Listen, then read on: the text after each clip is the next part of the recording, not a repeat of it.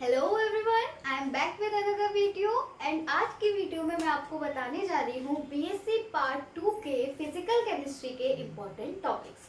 Inorganic chemistry और organic chemistry के important topics मैं आपको पहले ही वीडियो बनाकर बता चुकी हूँ। अगर आपने नहीं देखी हो तो आप प्लेलिस्ट में जाकर देख सकते हो। मैंने बीएससी सेकेंड ईयर की एक अलग प्लेलिस्ट बनाई है, उसमें ही आपके कोर्स से रिलेटेड सारे टॉपिक्स मैंने डाले हुए हैं। ठीक है, तो आज की वीडियो में जो हमारा थर्ड पेपर होने वाला है, यानी कि फिजिकल केमिस्ट्री का जो हमारा पेपर है, उसके कौन कौन से इंपॉर्टेंट टॉपिक्स हैं जो आपको बिल्कुल नहीं छोड़ने हैं, जरूर जरूर पढ़कर जाने हैं, वो आज इस वीडियो में मैं आपको बताऊंगी। अच्छा, मतलब इम्पोर्टेंट जानने से पहले ना एक चीज और जानो। पेपर पैटर्न मतलब हमें ये पता है कि हमारे जो लॉन्ग क्वेश्चन है वो 3 लॉन्ग क्वेश्चन हमें करने होते हैं, 6 नंबर का होता है एक लॉन्ग क्वेश्चन, है ना, और 5 हमें करने होते हैं शॉर्ट, जिसमें हमें 8 क्वेश्चंस देते हैं, वो चॉइस होती है जिसमें से हमें 5 करने होते हैं।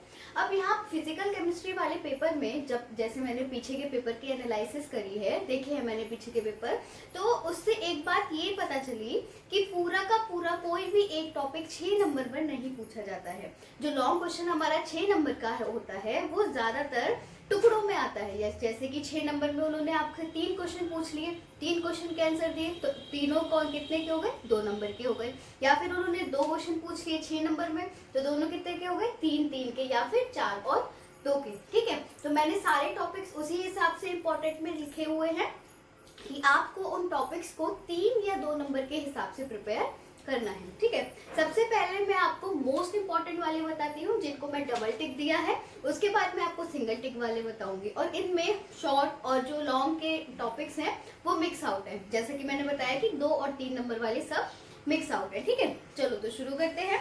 जो हमारा पहला टॉपिक है जो आपको इम्पोर्टेंटली पढ़कर जाना ही है, वो है हमारा ट्रांसपोर्ट नंबर। पहला टॉपिक है ट्रांसपोर्ट नंबर क्या होता है, इसके साथ क्या पूछा जाता है, ट्रांसपोर्ट नंबर के साथ पूछा जाता है method of determination, method of determination of transport number. अब इसमें भी एक फेमस मेथड है ट्रांसपोर्ट नंबर के डिटर्मिनेशन का, वो है हमारा हिटरॉफ मेथड। तो या तो सीधे सीधे वो आपसे यही पूछ लेते हैं कि ट्रांसपोर्ट नंबर को डिफाइन करो और साथ में समझाओ हिटरॉफ मेथड जिससे हम ट्रांसपोर्ट नंबर निकाल सकते हैं, या फिर आपको थोड़ा घुमा के दे देंगे। मतलब घुमा के क्या, वो पूछ लेंगे कि कोई सा भी मेथड बताओ ट्रांसपोर्ट नंबर को डिटरमाइन करने का। तो सबसे बेस्ट मेथड है इसका हिटरॉफ मेथड, हिटरॉफ मेथड।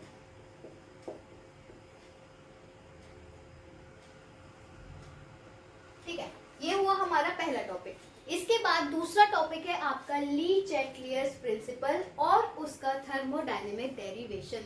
मेरा सिक्स सेंस कह रहा है कि जहां तक है इस बार थर्मोडायनेमिक डेरिवेशन आने वाला है कांस्टेंट का, इक्विलिब्रियम कांस्टेंट का, जो ली चैटलियर से रिलेटेड है। मैंने इस पे एक वीडियो भी बनाया हुआ है, वो आप देखना अगर आपको नहीं मिले तो। ठीक है, तो दूसरा है हमारा ली चैटलियर प्रिंसिपल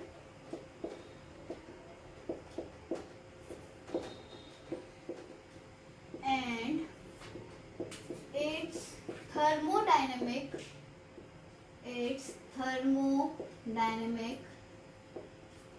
derivation।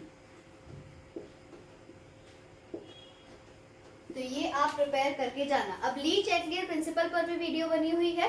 तो अब जब मैंने अगर आपको टॉपिक बताया कि ली चैटलियर प्रिंसिपल आपको पढ़ना है, तो इसमें आपको सब चीज पढ़नी पड़ेगी, यानी कि ये होता क्या है और आप इसको चीजों पर अप्लाई कैसे कर सकते हैं, वो एग्जाम्पल्स भी जरूर पढ़कर जाना। ठीक है, अब इसके बाद जो हमारा नेक्स्ट इंपॉर्टेंट टॉपिक है वो है हमारी नर्न्स हीट थ्योरम, नर्न्स हीट थ्योरम। इसके बाद टॉपिक आता है हमारा एंट्रोपी वाला, एंट्रोपी। अब एंट्रोपी से कई तरह के क्वेश्चंस आते हैं, यानी कि अलग अलग। पहला तो ये नॉर्मल क्वेश्चन है कि डिफाइन एंट्रोपी, एंट्रोपी क्या होती है उसे डिफाइन करो, उसका फॉर्मूला लिखो। ठीक है, उसके अलावा जो एंट्रोपी से रिलेटेड 2-3 क्वेश्चन आते हैं वो आते हैं इससे रिलेटेड जो क्वेश्चन है वो है कि इसका फिजिकल सिग्निफिकेंस क्या होता है, फिजिकल सिग्निफिकेंस क्या होता है।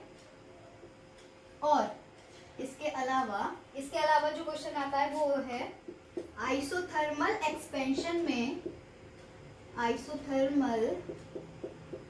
एक्सपेंशन ऑफ गैस में एंट्रोपी किस तरीके से चेंज होती है, एंट्रोपी किस तरीके से चेंज होती है। इसका थ्योरी और जो थोड़ा सा डेरिवेशन है, बहुत छोटा सा डेरिवेशन है इसका, वो आपको तैयार करना होगा, ठीक है। इसके बाद जो नेक्स्ट क्वेश्चन है जो कई बार पूछा गया है, ये आप जरूर करके जाओगे, वो है हमारा स्पेसिफिक कंडक्टेंस क्या होता है, specific conductance comma equivalent conductance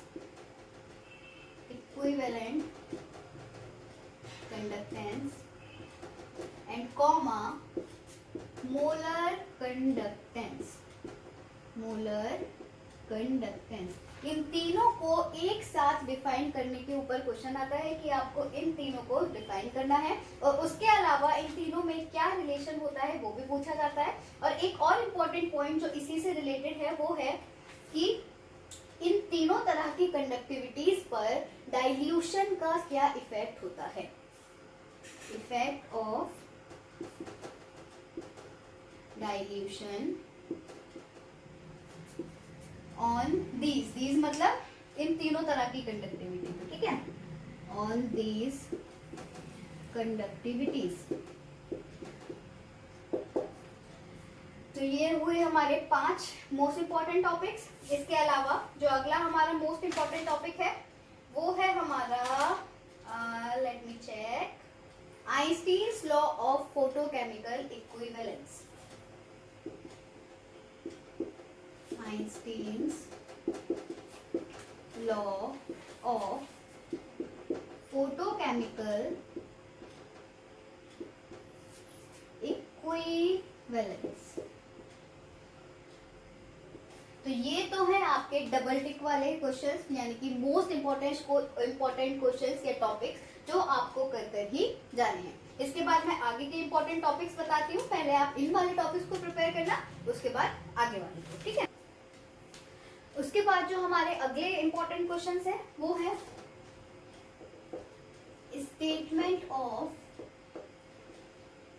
statements of second law of thermodynamics.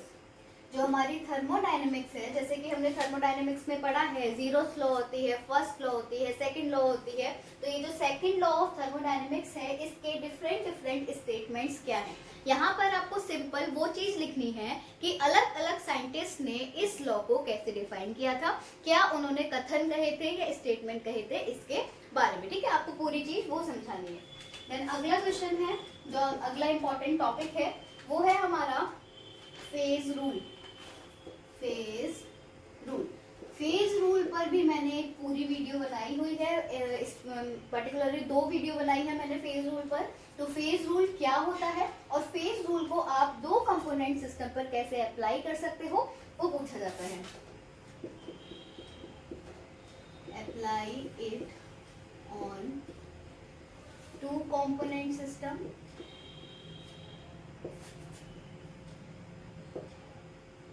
अब इसके अलग अलग एग्जाम्पल्स होते हैं, वो आपको देखने पड़ेंगे। जैसे लेड और सिल्वर वाला हो गया तो कितने का हो गया, 2 कंपोनेंट सिस्टम का हो गया। अब अगर मैं कहूँ कि 1 कंपोनेंट सिस्टम पर लगाना है, तो 1 कंपोनेंट सिस्टम पर जब हम फेज रूल अप्लाई करते हैं तो उसके मोस्ट कॉमन जो एग्जाम्पल्स होते हैं वो होता है एक तो H2O यानी कि पानी, और एक होता है सल्फर। अगर आपको याद हो तो सल्फर का जो मैंने वीडियो बनाया था, पानी का भी बनाया हुआ है फेज डायग्राम का। तो जो सल्फर का हमारा फॉर्म्स थी वो कितनी थी, 4 फॉर्म्स थी। सल्फर हमारी 4 फॉर्म्स में पाई जाती है। तो इनके फेज डायग्राम्स,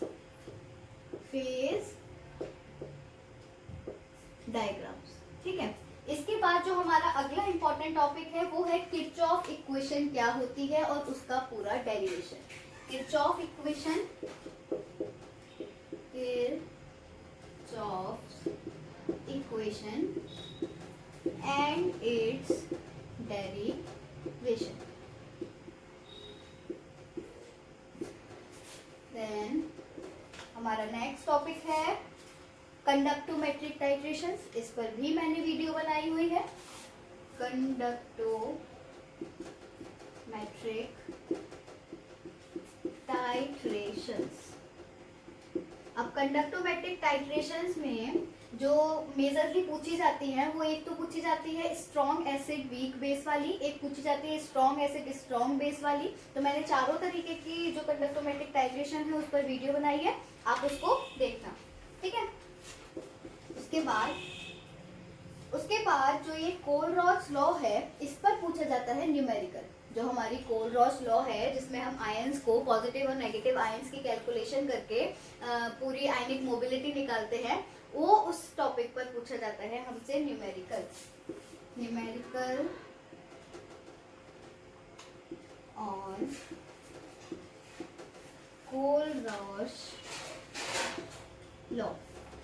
अच्छा, मैं सोच रही हूँ एक छोटी सी वीडियो आपके लिए इस टॉपिक पर बनाऊं कि कोलरॉच लॉ से हम न्यूमेरिकल कैसे सॉल्व कर सकते हैं. उसकी मैं एक छोटी सी वीडियो आपको जो प्रीवियस ईयर में आपसे न्यूमेरिकल पूछे गए हैं उनको सॉल्व करके मैं आपको सिखाऊंगी कि किस तरीके से आप न्यूमेरिकल बहुत इजीली सॉल्व कर सकते हो. क्योंकि बच्चों को ये टफ लगता है, मतलब इसमें बिल्कुल सिंपल मैथ्स यूज करनी है, आपको इक्वेशंस बनानी है, लेकिन वो बच्चों को टफ लगता है. तो मैं इस पर एक इम्पॉर्टेंट वीडियो इस वीडियो के बाद अपलोड करूंगी. ठीक है.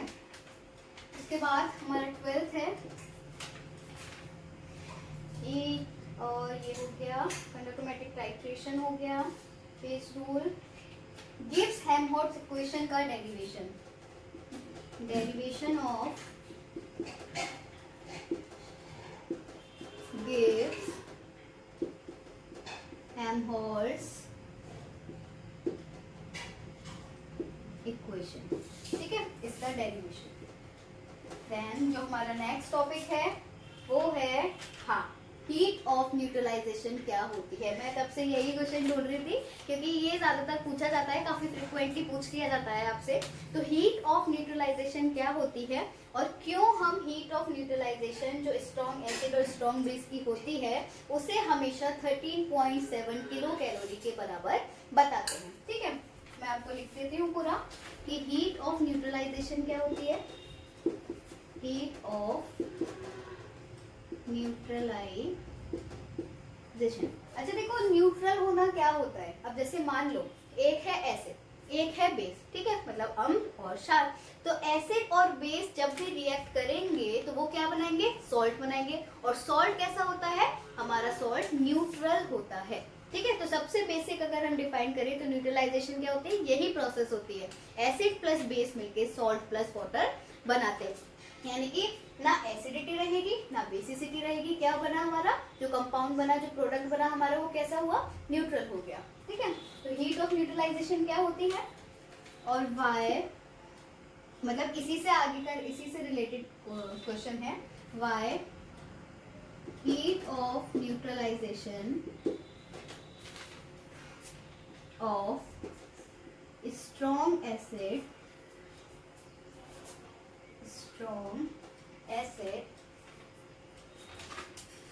and strong base is always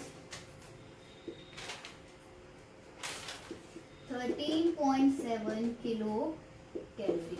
ये है इससे रिलेटेड क्वेश्चन. इसके बाद एक क्वेश्चन आता है आपका, डेरिवेशन आता है. डेल्टा जी लिख देती हूँ मैं. Delta G is equals to minus R T L N K. इसका डेरिवेशन. अब देखो यहाँ पर टर्म्स कौन कौन से हैं. टर्म्स हैं यहाँ पर गिव्स एनर्जी. डेल्टा जी क्या बता रहा है, चेंज इन गिव्स एनर्जी. आर क्या है हमारा, गैस कांस्टेंट. टी यानी कि हमारा टेम्परेचर. लॉग का जो हम इसको दूसरे उसमें लिखते हैं वो लिखते हैं एल एन. और के क्या है, इक्विलिब्रियम कांस्टेंट. अच्छा, एल एन को अगर हमें लॉग में कन्वर्ट करना हो तो हम क्या यूज करते हैं, बोलो. अगर हमें एल एन को लॉग में कन्वर्ट करना होता है तो हम क्या करते हैं, हम यूज करते हैं 2.303. ठीक है।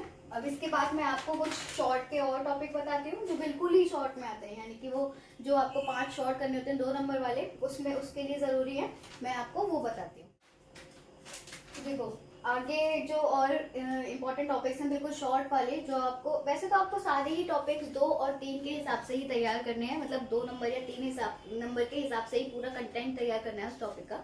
तो फर्दर जो टॉपिक्स हैं वो है, एक है हेनरी लॉ। हेनरी लॉ बहुत फ्रिक्वेंटली पूछा जाता है, हेनरी लॉ क्या होता है, ठीक है। उसके अलावा है liquid junction potential. Liquid junction potential, ठीक है। लिक्विड जंक्शन पोटेंशियल होता क्या है और इसका एलिमिनेशन कैसे होता है, एंड इट्स एलिमिनेशन, ठीक है। इसके अलावा आती है Oswald dilution law. Oswald dilution law बहुत ही सिंपल तरीके से मैंने वीडियो में समझाया हुआ है, आप प्लेलिस्ट में चेक करना। तो ओस्वाल्ड डाइल्यूशन लॉ,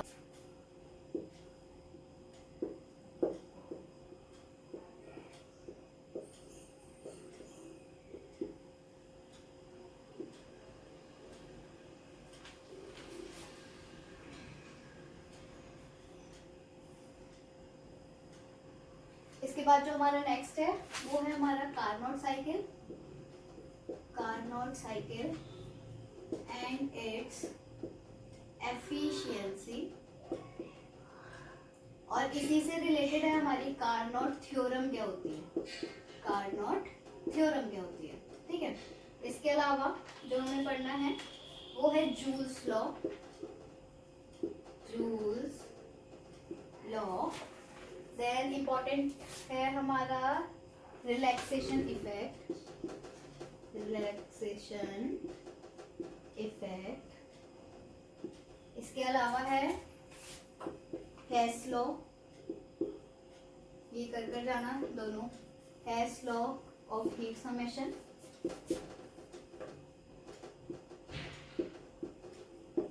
इसके बाद अच्छा, जो अभी मैंने पीछे 3 नंबर के मतलब से बताए थे, मतलब जिनका ज्यादा वेटेज था, उसमें एक और टॉपिक है जो अभी मुझे ध्यान आया, वो है कंसंट्रेशन सेल वाला।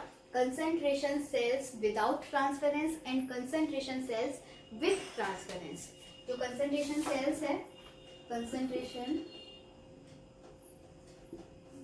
Sales with and without transference, with and without transference. इसमें करना क्या होता है, आपको थोड़ा सा तो डिफाइन करना होगा कि ये होते क्या है, ठीक है। उसके अलावा आपको डेरिवेशन करना होता है ईएमएफ का। इन दोनों तरीके के सेल्स में आपको ईएमएफ डिराइव करना होता है, तो इतना करके होगे बहुत आराम से नंबर मिलेंगे, ठीक है।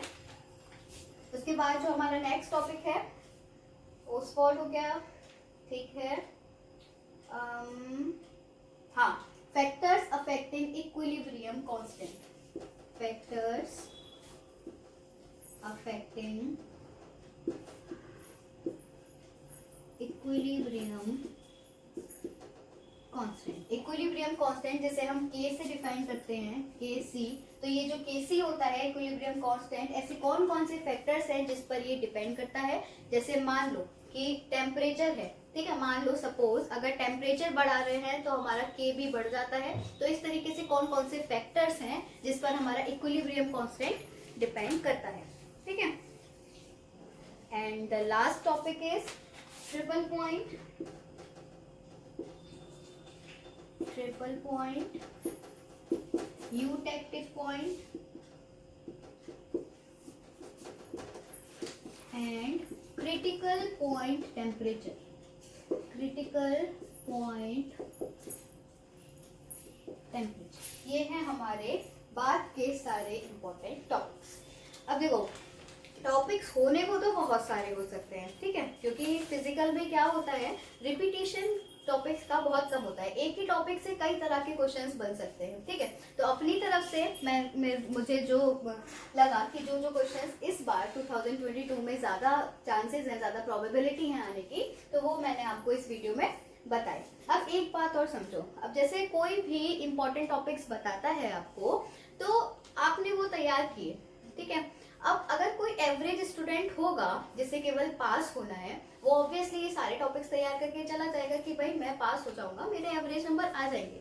लेकिन अगर आपका एम ज़्यादा नंबर लाने का है, अच्छी खासी 80% लाओगे या मतलब अच्छी परसेंटेज लाने का है, तो आपको थोड़ा सा एक्स्ट्रा पढ़ना पड़ेगा। इन टॉपिक से हट कर भी आपको एक्स्ट्रा टॉपिक्स पढ़ने पड़ेंगे ताकि आपका जो पेपर है वो बाकी एवरेज बच्चों से बेटर हो पाए। ठीक है, so that's all for this video. सारे जो फिजिकल केमिस्ट्री के आपके इंपॉर्टेंट टॉपिक्स थे, इंपॉर्टेंट क्वेश्चंस बन सकते हैं, वो मैंने आपको इस वीडियो में बता दिए हैं। Thank you so much.